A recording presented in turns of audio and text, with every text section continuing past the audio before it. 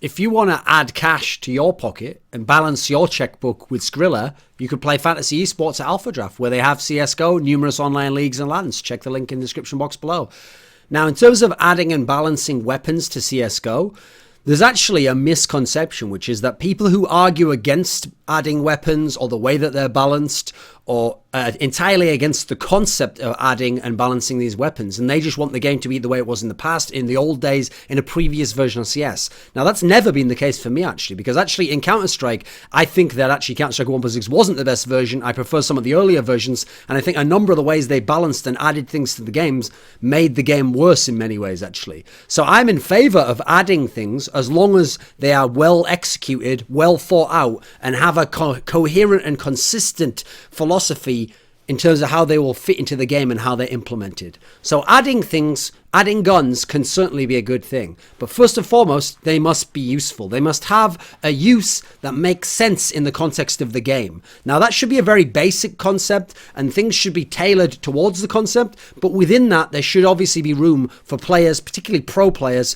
to have a role in how the weapon is used and how it ends up fitting into the metagame overall. It shouldn't be a hard line where you bring this in here, and so we're going to put this in here, and you're going to use it this way, and therefore I'm going to nerf these other things, so you have to use it, and I'm going to force you to go over and use this. I don't like that approach, where the game developer, who actually often doesn't understand the way the game mechanic can be played at its highest level, is determining how you will use it. But as a general trend of, here's the things that it might be good for and how we think it will fit in the game, that's fine. That's a basic starting point. Then, this is extremely important. I feel like this is one of the most overlooked areas. Then people always go into the depth of the stats.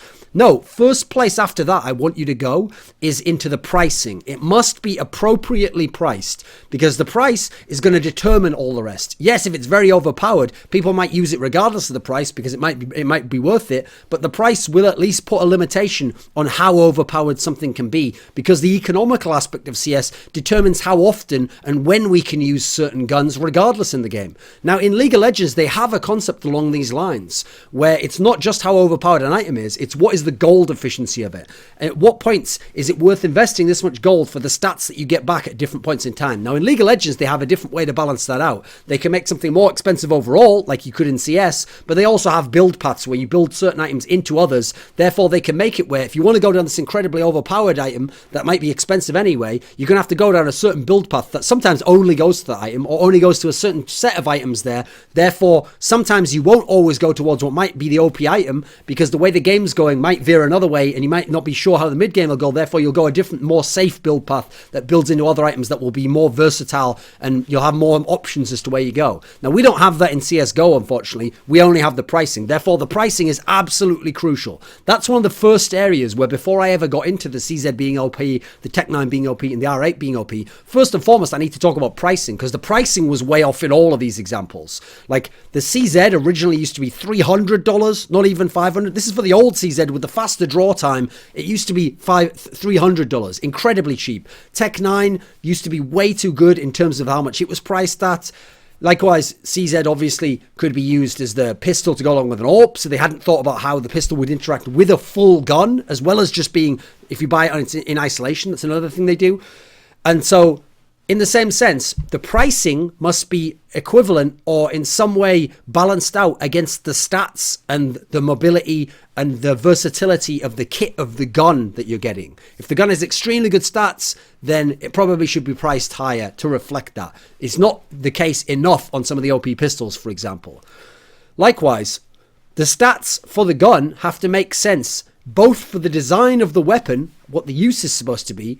I shouldn't have said both here. For the design of the weapon, its place in the hierarchy, and how it will affect pro play. And what I mean by that is the design of the weapon. Like, is it supposed to be a really powerful gun that, for example, stops action in this part of the map or locks it part of well, then maybe make that expensive, but make it not too expensive that someone has to buy it like a rifle. Okay, that might be possible. What about then its place in the hierarchy? If you add this gun in, what will it do to people buying the other weapons? Will they suddenly be obsolete like the CZ made all the other guns? There was no point buying another gun in those situations, because the CZ was only 300. There's no point sticking with the USP or a P2000 in that scenario, or going with the P250 in that case. Obviously, it was a loadout situation, because then you have to. That's what you're talking about in the hierarchy there.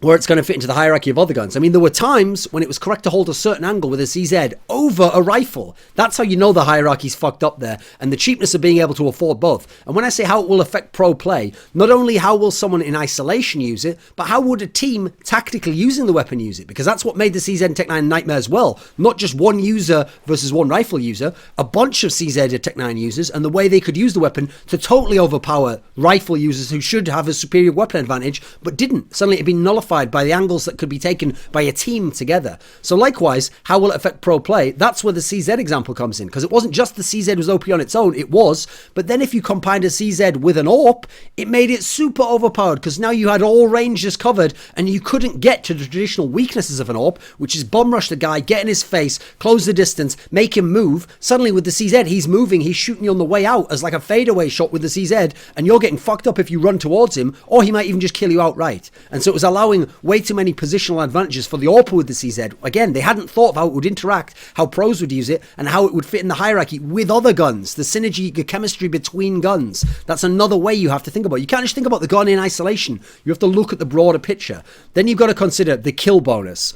Now, the kill bonus should definitely be considered in terms of how it will affect casual play. That's where it's going to be most important, because yes, the casual player is going to be on a public server. He's going to kill this guy here. How much bonus will he get? He might not be able to get to that gun. Someone might kill him. Next round, he's going to spend his kill bonus. Was it worth buying the gun? What can he buy now for getting the kills? That's how you calculate the kill bonus on the most basic level. Problem is, on the competitive level, kill bonus doesn't work the same way. In fact, kill bonus is almost irrelevant compared to the strategical advantage you get from the kill. So in the case of the CZ, part of the problem was it wouldn't have mattered if you'd made the CZ bonus 0 for killing, because in competitive play, especially having a team around you who can tactically play off what you're doing from a kill, you're very often going to kill the guy with the CZ, so you've only got the investment of the CZ there, then you will get his gun, so you've essentially got the bonus of getting an AK for getting the kill there, or a Colt, whatever it might be, in that sort of a scenario, an M4.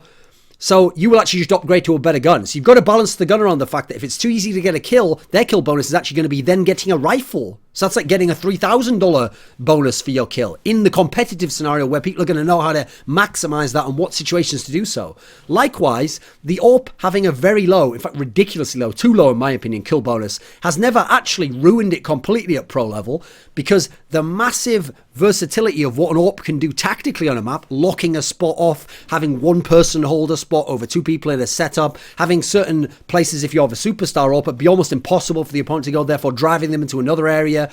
These sorts of options have always meant that the AWP will always be viable to some degree, depending on the skill of the user. But you can see the kill bonus was fucked up there, but that's another example of how the kill bonus going the other way could also not make the same degree. So you have to balance all the other aspects, and unfortunately, you can't think that kill bonus balances the weapon in the way that price balances the weapon and stats balance the weapon. It doesn't, because we're talking about competitive pro in that sense, competitive level in that sense, a pro level. As a general rule, try to think from the hardcore pro level first. Think how it would be applied there, and then reverse engineer from that the weapon that you want in terms of its use, how you think it should fit into the game. So you're always thinking, right, rather than think, right, I'll build it this way, that way, now put it into it, what's going to happen in the world? No, go the other way. Go, what would a pro player do if I give it that stat though? Okay, maybe I have to tweak that stat and put it down a little bit. Okay, does it still fit with the casual component in terms of the concept, the design concept, and the use I expect it to have? Yes, it does, sort of. That's when you're going to be in a winning scenario, because then it's not the other way around where the pros are having to help balance it, or you're seeing how OP it is, because that's why I think the stuff like the CZ and the Tech 9 was OP for too long. It's because they weren't balancing on the pro level. They didn't care what happened on the pro level, because on a low level, scrubs didn't know how to use the CZ properly. People wouldn't use the Tech 9 very well unless they were good players. So it didn't seem as bad. But if you'd see on the pro level, these were nightmare weapons.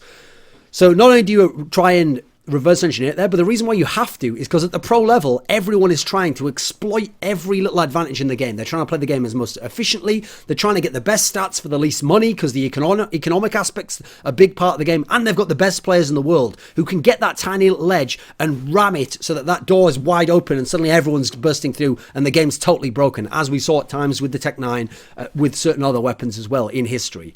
The AUG was an obvious example, even though it got nerfed pretty quickly.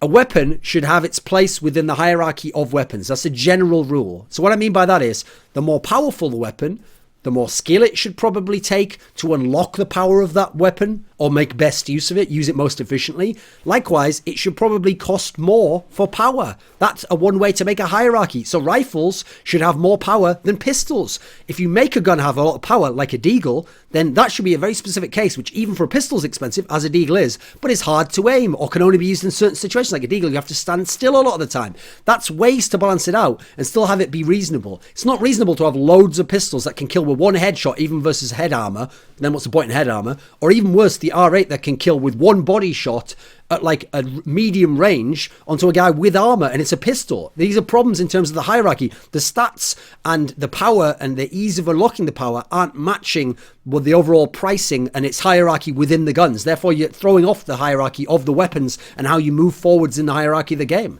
It should also be the case that it should never be possible that it's always right to buy a specific gun every single time in key situations. Now, I'm not talking here about an AK is usually the best for a rifler, and AWP's usually the best for an AWP. That's different because that's at the top of the hierarchy. At the top of the hierarchy, if you have enough money and it's the right situation overall, it's having enough monies as well, then it is the best weapon because it's the most efficient for what you're going to use it for. In pro play, we use things for different aspects than we do in casual play. Casual play, it can be right to buy an SMG if you know that people are going to camp certain spots. You want to run and jump around near them. That's not going to be the same in pro play to the same degree. So pro play is a different case in that sense. But what I mean is, when the CZ was $300, it was almost never correct to neglect buying a CZ. You should almost have bought a CZ every time. This happened in StarCraft 2. When Zerg was overpowered at the ends of Wings of Liberty, the problem was that it was never wrong to build an infestor. You couldn't have too many infestors. Infestors always had use. Infestors were incredibly easy to use for how effective what they did was, and as a result, it was overpowered. It had all those factors going against it.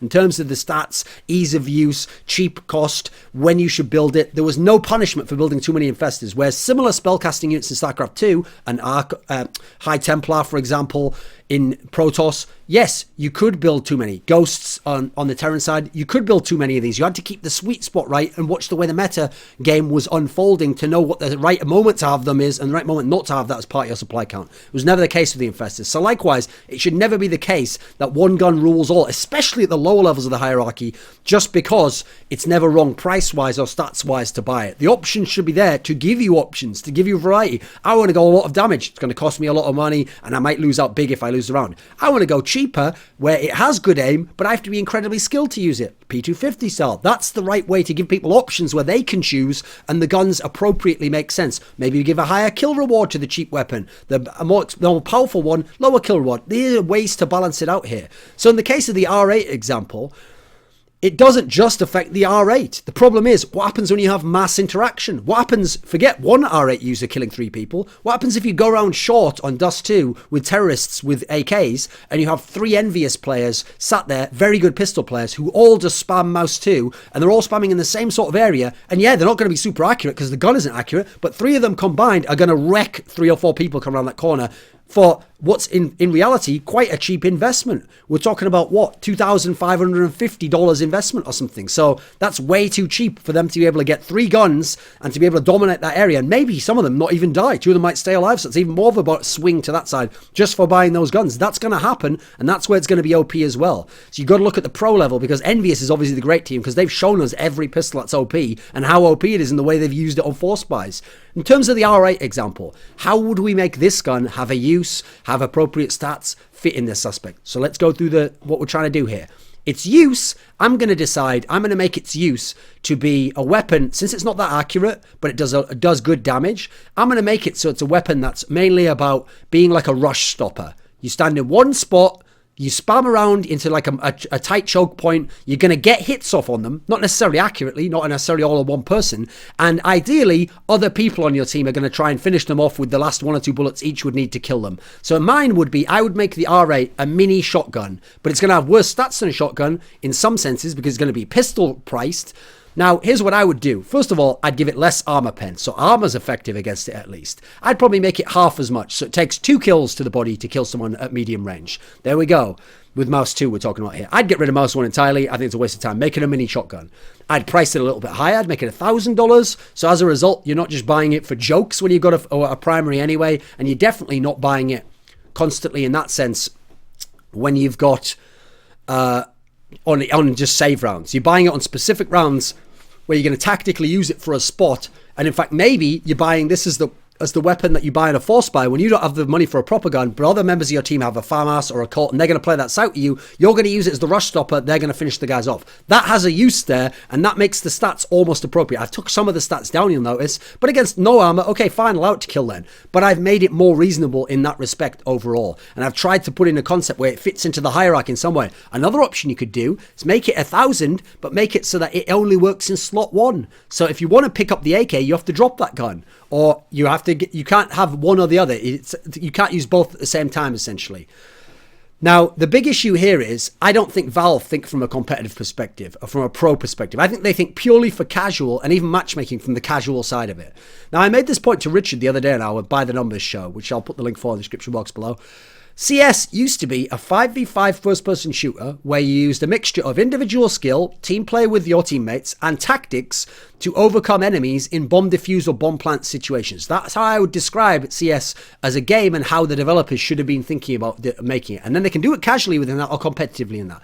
For me, CSGO now feels like a catwalk of models moving around a map with guns that are just there to host new skins. So people stay using skins and then they bet skins, and the whole skin economy is what's keeping the game going and what keeps people in the game, according to someone like Valve. If you look at where they're making the money, that's how it feels. And that's what it feels like is Valve's main interest in the game and what they're looking at. And they're not trying to balance it for competitive, and even on a casual level, they're kind of just putting guns in and then, oh, we'll fix that later, and oh, is it super OP? Sorry about that. We'll gradually bring it down every 6 months, every 3 months. That's how it feels like. It feels like they want to shake things up with OP shit so that people start playing again. Randoms are just playing for fun and, oh, I want to get that skin on that, and doesn't slow the skin economy down. That's how it feels right now. If that's not the case, then Valve should probably come out and tell us about this and explain to us the way it's not the case. So you can see there some of the principles and kind of the rationale behind how I would price things, where I would fit them in the hierarchy, what the use would be, and then how I'd design the stats from what the use is essentially able to be. Because obviously, again, with the gun I've designed there, you could use it like a shotgun, a very cheap one, and stand at one very close range angle and just try to kill one guy.